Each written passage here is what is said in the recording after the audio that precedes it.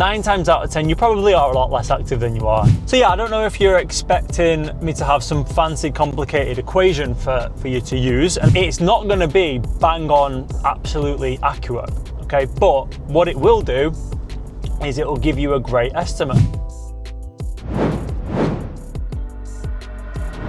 Alright guys, welcome back to the channel and welcome back to another episode of Quickfire Fitness. And in today's episode, we're going to be talking about how to work out your calories and your macros. So if you haven't watched this series already, Quickfire Fitness, we break down popular fitness topics in 5 minutes or less. If you don't know me already, my name is Will. I've been an online coach and personal trainer for just under 5 years now, helping guys drop body fat, build muscle and get into the best shape yet. So without further ado, let's get into the video. All right, when it comes to calculating your calories, obviously the first thing we want to decipher is what your goals are, right? So we want to decipher whether you are trying to build muscle, whether you are trying to lose body fat or cut down, tone up, or whether you're trying to maintain your weight and stay at maintenance, right? Because the amount of calories you have is going to determine what kind of phase you are in with your body composition goals at the moment in time, right? If we want to lose body fat, we need to be in a calorie deficit. If we want to gain muscle, we want to be at maintenance or a slight calorie surplus, okay? Now, the best way to work out your calories is to really not overcomplicate it. So yeah, I don't know if you're expecting me to have some fancy complicated equation for you to use, and there is equations out there to calculate your calories and calculate the amount of calories that you need for your goals, but I want to make it even more simple for you, right? The best way is to just use an online calorie calculator, right? Because what that's going to do is it's going to give you a very good estimate of what calories that you need for your goals. It's not going to be bang on absolutely accurate, okay? But what it will do is it will give you a great estimate and a great starting point to work from.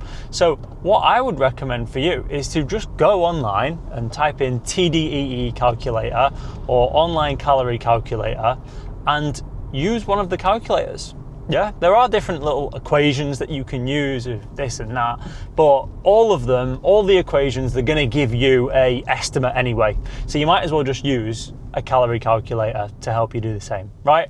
Get yourself a nice estimate and follow the instructions. So what it'll do is it'll ask you to put in your height, it'll ask you to put in your current weight, it'll ask you to put in your current age, and it'll ask you to put in your current activity levels, right? So enter your height, weight and age to the best of your ability. Well, the more accurate the better.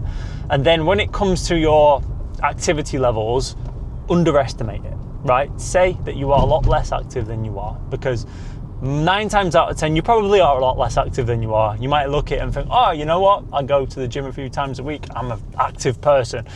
When in reality, if you selected active person, your calories will be way too high. So always underestimate the amount of activity or the amount of how active you are.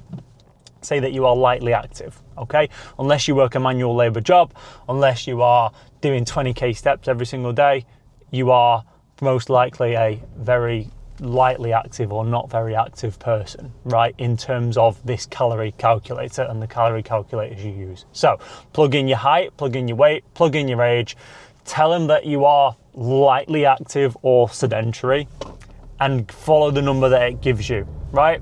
It's going to give you a calorie target, give you a protein target overall. And that's what you need to follow. That's going to give you a good estimate right there. Then what you want to do is just follow these calories for a period of time. Follow them for 2 weeks at the best of your ability. If your weight is coming, well, depending on your goals, if you're trying to lose body fat and your weight is coming down on them calories, brilliant, you don't need to change anything. And if you're on a calorie surplus and your weight is slowly coming up on them calories, brilliant, you don't need to change anything. If not, if you're trying to lose weight and your weight, if you're trying to lose body fat and your weight isn't coming down on them calories, then that's when you maybe want to either look to find out if you're being consistent and making an adjustment, right? Vice versa, if you are trying to gain weight and you are trying to be in a surplus and after a couple of weeks these calories that you're on, your weight isn't changing, then it might be time to bump them calories up a little bit, or again, make sure that you are accurate with what you're tracking, right? Because at the end of the day, the calories aren't going to be perfect. It's impossible to tell you if they're perfect or not. What we need to find out is get the good estimate in place, follow that estimate, and then adjust from there, okay? Hope this makes sense. Don't overcomplicate it. Finding your calories, finding your macros, super, super simple. Use an online calorie calculator. Yeah? Hope this has helped, guys. Hope you've enjoyed the video. If you want more content like this, just click up here. I'll leave a couple more videos up for you as well. And hopefully I'll see you guys in the next one.